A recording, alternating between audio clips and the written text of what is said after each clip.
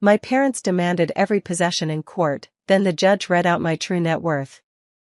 Stick with me while I share my story, and if it touches you, don't forget to support our channel by hitting that subscribe button, dropping a like, and sharing it with the people you care about. I never thought the people who raised me would try to legally destroy me for money.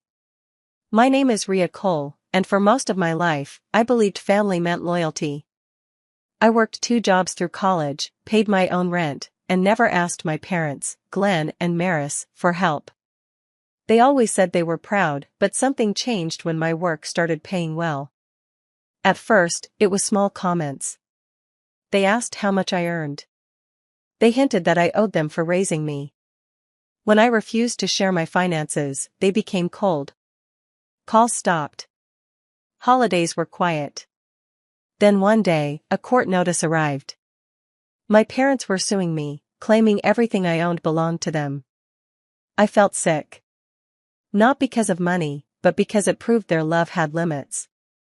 In court, they told the judge they sacrificed everything for me. They said I was selfish. I sat there shaking, remembering every night I struggled alone. When the judge asked for my financial records, my parents looked confident. They expected control. Instead, the judge read out my assets. Properties. Contracts. Savings. Everything was legally protected. My net worth was far higher than they imagined, and none of it belonged to them. The courtroom went silent. My parents looked shocked. Their lawyer had nothing to say. The judge dismissed their case and ordered them to pay legal costs. I walked out feeling empty but free. I didn't win money that day. I won my independence. I lost my parents, but I gained peace. Sometimes, the hardest betrayal teaches you the strongest lesson: protect yourself, even from family. I am Rhea Cole, and my life has always been quiet. I never chased attention or approval. I preferred routine, stability, and staying out of the spotlight.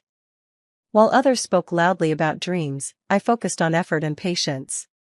Progress, to me, was something built slowly, without noise. I grew up believing strength meant endurance. I learned early to depend on myself.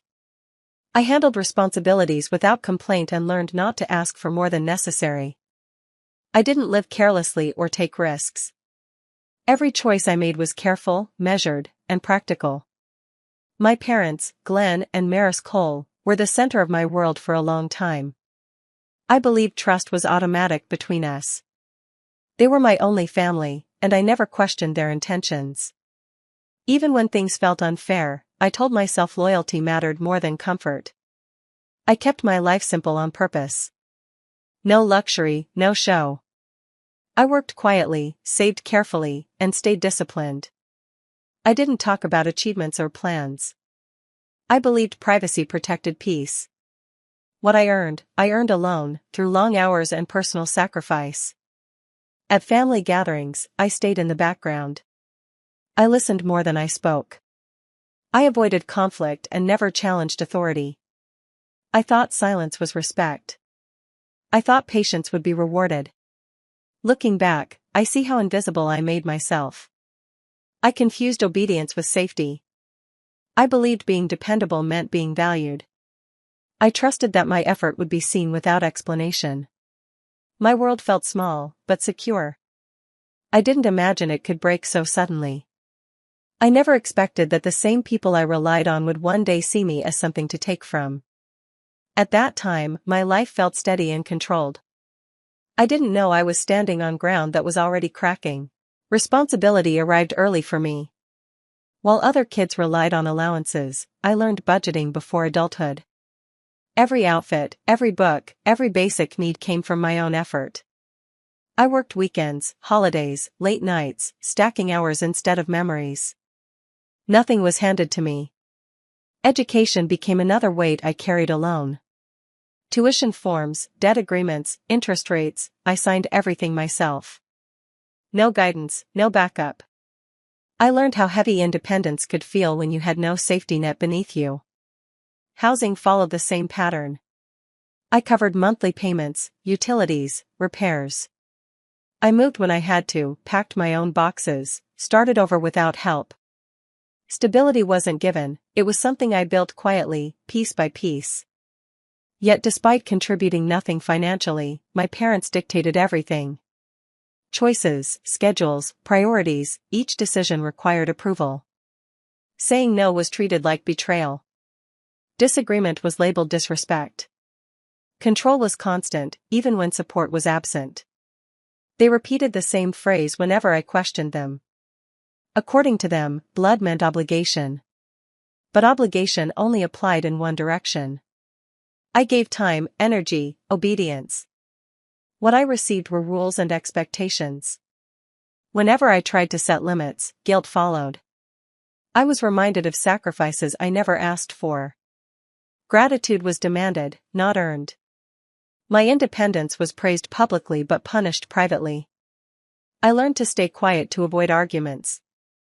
Silence became a survival skill. I adjusted myself to fit their comfort, even when it cost me peace. The imbalance felt normal because it had always existed. Looking back, I see how carefully dependence was enforced without assistance. They shaped authority without responsibility. I carried the cost while they held the power. At the time, I believed this was what devotion looked like. I didn't know fairness could exist inside family. I just kept paying, working, and obeying, hoping one day the effort would balance out. Change arrived the moment my work began producing real returns. What started as side projects grew into steady contracts. Invoices cleared. Accounts strengthened. Stability finally felt real. I didn't announce it or celebrate. I simply continued forward, careful and reserved. The shift at home was immediate. Questions became inspections. Conversations turned sharp. Curiosity changed into entitlement. I was asked to open records, explain balances, justify decisions. It wasn't concern. It was expectation. I declined calmly. I explained that my finances were private and already committed elsewhere. I spoke respectfully, believing maturity would be met with understanding. Instead, the response was cold and instant. I was accused of forgetting my place. Sacrifice was thrown back at me like a debt. I was told success had changed me. Gratitude was questioned. Loyalty was measured by access. Overnight, warmth disappeared. Messages stopped. Invitations vanished. Concern turned into silence so loud it hurt. I hadn't been disowned formally, but I was erased emotionally. I replayed that conversation for weeks, wondering how a simple boundary became a crime. I hadn't insulted anyone. I hadn't refused help in a crisis. I had only said no. The hardest part wasn't the distance. It was realizing affection had conditions I never agreed to. Support existed only while I remained manageable. I felt something break inside me then. Not anger, clarity. I understood that approval had always depended on compliance. Independence threatened control, and control mattered more than connection. That moment reshaped everything. I stopped explaining myself. I stopped chasing reassurance. I focused inward, protecting what I had built quietly over years. The betrayal wasn't loud or dramatic. It was subtle and final. Love didn't disappear slowly. It shut off completely, like a switch flipped the second I chose myself. That was when I learned success can reveal intentions faster than failure ever could. Time passed quietly after the separation. I adjusted to the absence and rebuilt routine without expecting reconciliation. Life felt tense but manageable, until one afternoon when a uniformed courier knocked at my door. He asked for my signature, handed me an envelope, and left without explanation. Inside were legal documents. Dense language. Official seals. My hands trembled as I read line after line. The claim was unreal. The plaintiffs were the two people who brought me into the world. They weren't asking for help. They were demanding ownership. The filing stated that my entire estate belonged to them. Earnings, holdings, future income, everything. The reason given was parental contribution. According to the claim, providing food, shelter, and guidance entitled them to lifelong repayment. I sat on the floor staring at the pages, feeling detached from my body. This wasn't an argument or a threat. It was formal, deliberate, and planned. Someone had spent time preparing this. Someone had decided I was something to collect from. The language was cold. It reduced my life to numbers and obligations. My effort was rewritten as borrowed success. My independence was framed as theft. I was described not as a daughter, but as a return on investment. There was no warning. No conversation. No attempt at resolution. Just summons and deadlines. It felt like a final step, not an emotional reaction. This had been considered, discussed, and approved. Fear followed disbelief. Not because of loss, but because of what it confirmed. There was no misunderstanding left to resolve. This was intention made visible. I contacted legal counsel immediately. Every sentence of the complaint was analyzed, each accusation documented. What hurt most wasn't the demand, it was the certainty behind it. That envelope marked the end of illusion. Any remaining doubt disappeared. This was no longer about family conflict. It was a calculated move to take control by force. Standing there with those papers in my hands, I understood something irreversible had begun. The line between parent and adversary had been crossed, and there was no path back. That night, I locked the door and sat on the floor until dawn. The room felt smaller than ever. My chest hurt in a way I couldn't explain. Tears came without warning, heavy and constant, soaking into my sleeves. It wasn't panic about property or fear of losing comfort. It was something deeper, something final. I had spent years believing affection was permanent. I thought care survived mistakes, distance, even disagreement. In that silence, I finally understood how wrong I had been. What I felt for them had never been matched equally. The pain came from clarity. Everything suddenly made sense. Every rule. Every demand. Every moment where approval felt earned instead of given. Love had always been tied to obedience. Warmth existed only when I stayed within lines drawn for me. I wasn't being punished for success. I was being challenged for control. The request wasn't emotional. It was transactional. I saw then that the bond one defended for so long was built on expectation, not connection. I pressed my hands against my face, trying to breathe through the realization. I mourned something that never truly existed. The grief wasn't for what I lost, it was for what I never had. There was no anger in that moment. Only exhaustion. I stopped searching my memory for moments of sincerity. The pattern was too clear to ignore now. I felt small, but also awake. The illusion shattered completely. I accepted that I was no longer viewed as family, but as possession. Not a person with boundaries, but an asset to be claimed. That understanding hurt more than any threat. It stripped away hope. Yet beneath the sorrow, something solid formed. Resolve. I wiped my face and stood up slowly. That breakdown marked the end of seeking approval. I no longer wanted validation from people who measured worth by control. In that empty apartment, surrounded by quiet, I made a silent promise. I would protect what I built. I would stop apologizing for independence. Whatever came next, I would face it without guilt. That was the night I stopped feeling like a daughter and started standing as my own person. Long before any confrontation surfaced, I had learned to be cautious. Observation taught me more than advice ever could.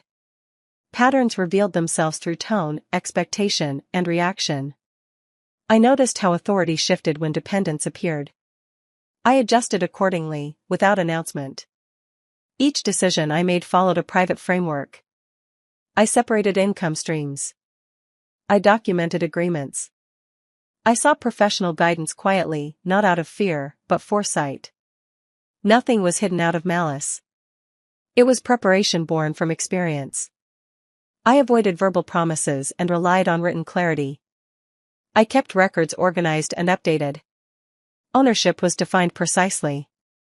Responsibilities were outlined in ways that left no ambiguity. I treated my future like something fragile that needed shielding. While others trusted instinct, I trusted structure. I learned which protections lasted and which failed under pressure. I studied outcomes, not intentions. That discipline shaped every move I made. There was no single moment of planning. It was gradual. A response to years of subtle pressure and expectation. I didn't assume conflict, but I accepted possibility. That acceptance changed everything. I never shared these steps with anyone. Silence kept things stable. Explaining would have invited influence. Privacy ensured control remained where it belonged.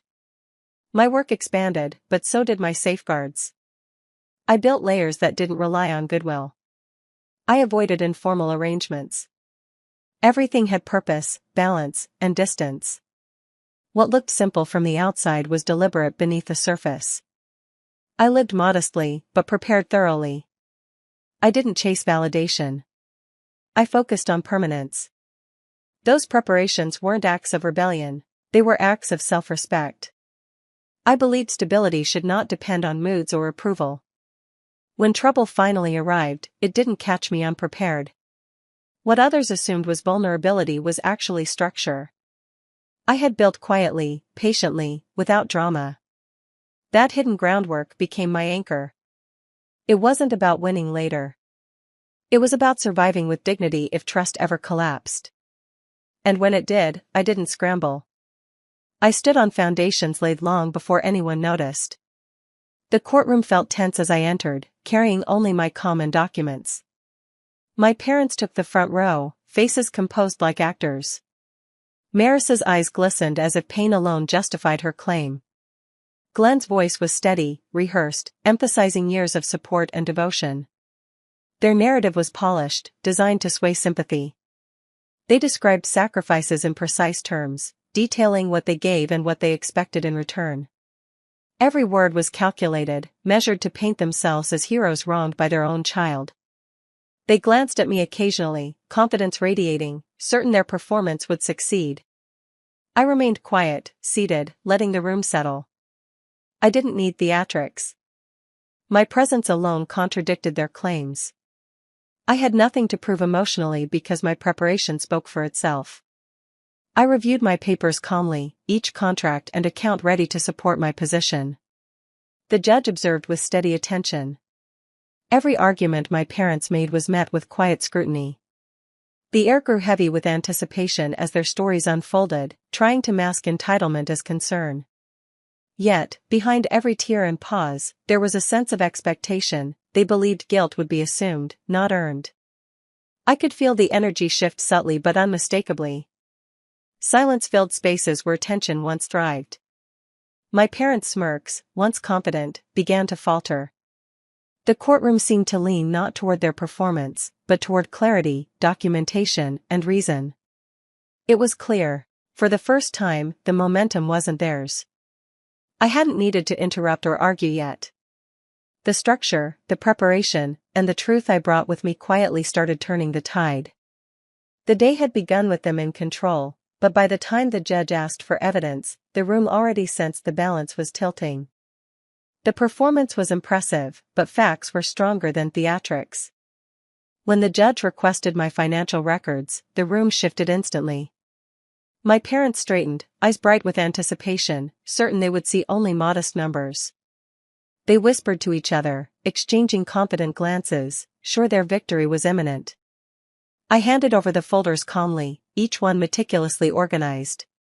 Contracts, property deeds, bank statements, all arranged clearly and legally, ready for review. There was no hesitation, no nervous fumbling. The weight of preparation rested quietly in my hands. As the judge began reading aloud, the tone in the room changed. Every line revealed holdings, assets, and investments that were substantial yet fully protected. Accounts previously unknown to them came into focus. Legal arrangements I had carefully structured over the years were now visible to everyone. I noticed my parents' expression shift almost imperceptibly at first, then more sharply. Confidence faltered. Their whispered reassurances died on their lips. Each number presented contradicted their assumptions. Their plan of claiming entitlement suddenly looked fragile. The court grew still. Even the clerk and attorneys seemed momentarily caught off guard by the clarity and scale of the information. It wasn't a dramatic display, but a quiet, undeniable demonstration of independence and preparation. My parents leaned forward instinctively, as if proximity could bridge the gap between expectation and reality. But there was nothing to bridge. The truth was absolute, articulated in figures and legal documents that left no room for manipulation. In that moment, power shifted imperceptibly but permanently. The anticipation in the room transformed into stunned silence. What they had assumed was within reach had already slipped beyond their grasp. The financial disclosure wasn't just numbers. It was proof of foresight, restraint, and self-reliance, elements that my parents could neither challenge nor reclaim. The judge's voice carried steadily across the room as each detail was announced. Homes purchased in my name, commercial properties, legally protected trusts, and carefully structured investments were listed one by one. The numbers were far beyond what anyone expected. I sat quietly, letting the words fill the courtroom. My heart remained steady. I didn't need to react, for the impact was evident in the expressions around me. Gasps, widened eyes, and sudden silence replaced the confident chatter from moments before. My parents' faces changed almost instantly. Maris's lips pressed tight, and Glenn's hands clenched, trying to maintain composure. The smug certainty that had carried them into the courtroom evaporated as they realized the extent of what they could never claim. Every asset, every financial arrangement I had painstakingly protected over the years now stood revealed, untouchable and beyond their reach. The independence I had quietly built was now undeniable and visible to all. The judge continued, systematically going through trusts and contracts that ensured I retained full control over my wealth. Nothing was overlooked. Legal safeguards that I had set in place were clear, leaving zero room for dispute. The magnitude of the numbers shocked even the court staff. The room's atmosphere shifted completely. Power had changed sides without a single raised voice or dramatic gesture. This moment wasn't just about money. It was about validation. Every decision, every precaution, every year of careful planning had culminated in this undeniable truth: I was untouchable. For the first time, the reality of my independence was crystal clear to everyone present. My net worth wasn't just numbers, it was proof of foresight, resilience, and self-sufficiency. By the time the judge paused, the courtroom understood something my parents had refused to see: control had shifted entirely, and it wasn't coming back. The moment hung heavy in the courtroom. Maris's hand flew to her mouth, eyes wide with disbelief. Glenn's usual composure vanished, leaving his face drained and colorless. Every confident gesture he had relied on crumbled instantly. Their attorney, who had been prepared for every possible objection, faltered mid-sentence. Papers shuffled nervously, eyes darting between the judge and my parents. The careful arguments, the rehearsed narratives, all of it now seemed futile. The judge's words were firm and precise. One by one, each claim was addressed and dismissed. Legal authority clearly confirmed what the documentation had already shown: my parents had no entitlement to anything I owned. Shock settled over the courtroom like a sudden chill. Conversations died in midair. Even spectators leaned forward, sensing the complete reversal of expectation. What had begun as a confident display of entitlement now looked like public defeat. Maris slumped slightly in her seat, as if the air had been removed from the room. Glenn's shoulders sagged, an unspoken admission of total loss. For years of control, authority, and expectation, nothing remained. The silence that followed carried more weight than any objection could have. Their power had evaporated visibly in front of everyone present. Every smirk, every whispered plan, every expectation of gain now faced undeniable truth.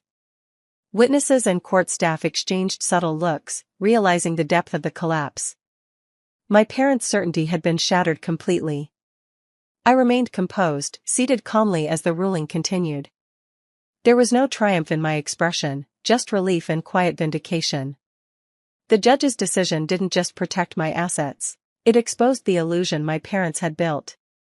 That day, their authority, their influence, and their assumed claim to control were dismantled publicly. The collapse wasn't dramatic, but it was absolute, leaving no room for recovery or denial. The final words echoed in the courtroom.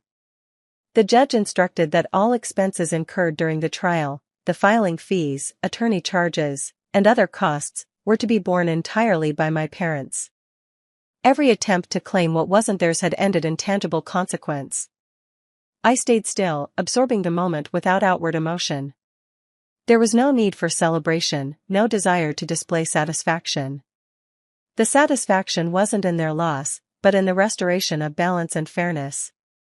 The ruling wasn't just about money, it was acknowledgement of boundaries finally recognized and enforced.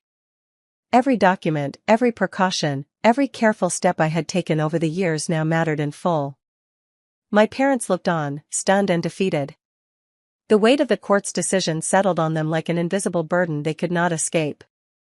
This wasn't a public humiliation staged for effect, it was a quiet, undeniable conclusion that left their expectations in ruins. I collected my belongings and left the courtroom calmly. Each step felt lighter, the air clearer. The sense of relief was profound, not because I had won, but because truth had been acknowledged and independence affirmed. I didn't speak of vengeance, nor did I seek validation from the outcome. The silence in which I carried my triumph made it stronger. Freedom was more potent than any boast, and peace more satisfying than any dramatic retaliation. The judge's decision marked a closure I had long awaited, recognition of my rights and validation of my foresight. I walked away with dignity intact, unaffected by their protests or disbelief. In the quiet aftermath, I understood what revenge truly meant. It wasn't spectacle or anger, it was security, clarity, and the unwavering knowledge that I had preserved what was mine. For the first time in years, I felt unshackled, my life fully my own. The court had not only protected me, it had delivered a reckoning without drama, leaving only truth in its wake. Stepping out of the courthouse, the weight I had carried for years seemed to lift. The streets felt open, the air sharper, and every sound sharper, yet lighter. There was no celebration, only a quiet clarity I had never experienced before. I thought about the years spent striving for approval, the countless compromises, the silent endurance. All of it led to this moment where independence wasn't just a concept, it was reality. The people I had relied on most had revealed their true priorities, and I had survived without losing myself. Grief settled in quietly. I mourned the bond that was never authentic, the trust one had offered freely, and the illusions of care I had held on to. Yet alongside that sorrow was relief, a recognition that I no longer needed validation from those who equated love with possession. The peace I felt wasn't tied to money or assets. It came from knowing I had preserved my autonomy, that every decision, every precaution, every quiet effort had ensured I remained untouchable. For the first time, my life felt fully mine. Reflection brought a hard lesson: protection is not selfish, it is essential. Boundaries are not cruelty, they are survival. Betrayal, though painful, had taught me what affection had never managed to convey. I walked past familiar streets, seeing them differently now, not as spaces I once shared, but as territory reclaimed for myself. Freedom wasn't loud or public, it was quiet, steady, and unwavering. That day marked an ending and a beginning. I lost illusions and ties I had counted on, but I gained certainty, dignity, and control. For the first time I could breathe fully, live fully, and trust only in the stability I had created.